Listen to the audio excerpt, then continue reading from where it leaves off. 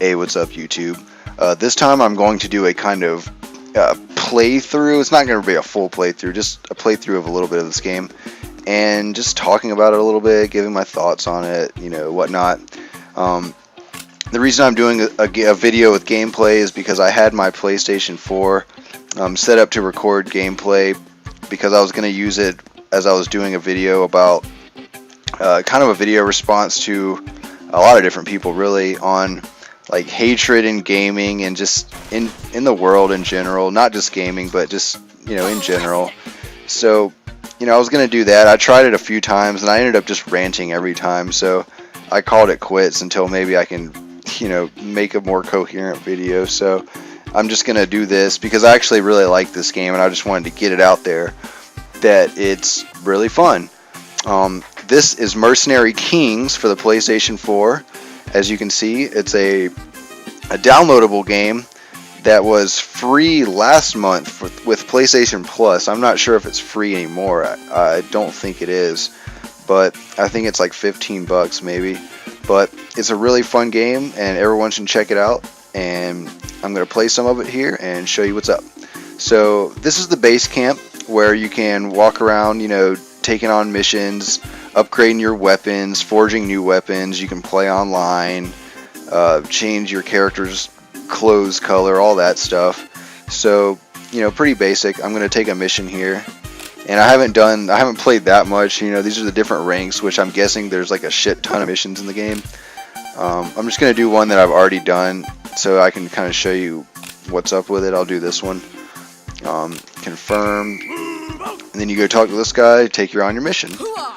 As you can see, it's a side-scrolling kind of action platformer shooter game, but there's actually a lot more to it than that. There's, as I said, the weapon creation system was just a huge part of the game. There's a lot. It's not just a straightforward level design either. It's got a lot of Metroid-style elements to it, where you're gonna have to explore and locate certain people like POWs, or find certain items or components, and to use to upgrade your weapons or just to complete the mission. There's a ton of missions in the game, like I said, and there's also a lot of RPG elements, as you can see, with tweaking the stats of your weapons and whatnot through which parts you're using, because they all have a dramatic impact on the stats of your weapons, which is really cool, I think. Like when you first start the game, you start with just a pistol and it sucks ass. The game's going to be super hard at first. I mean, it's going to stay like relatively challenging, but it's going to be really hard at first before you can rapid fire. And the pistol does more damage, but you have to mash the button to shoot really quickly, and you got to reload every few shots, so a lot harder. I've played for a few hours now and gotten enough components to make this submachine gun, which makes things a hell of a lot easier, at least for me. So as you can see, you just go through these missions, picking up components, killing enemies and whatnot.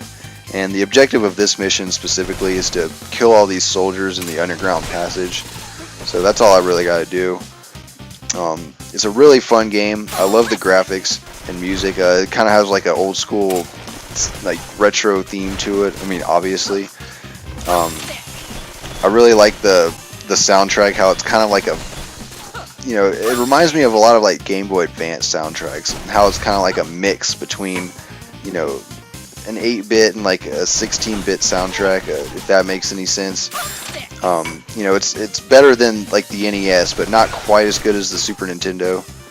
Kind of like what the Game Boy Advance did, and I really like it. It works really well, for what they were going for. They were going for a more, old school, pure type game, and they definitely nailed it. It's a really fun game. It also has online, like I said, online multiplayer as well as local, which I really enjoy local multiplayer in games. I grew up in the 16-bit era when that was all there was, so I still really enjoy that.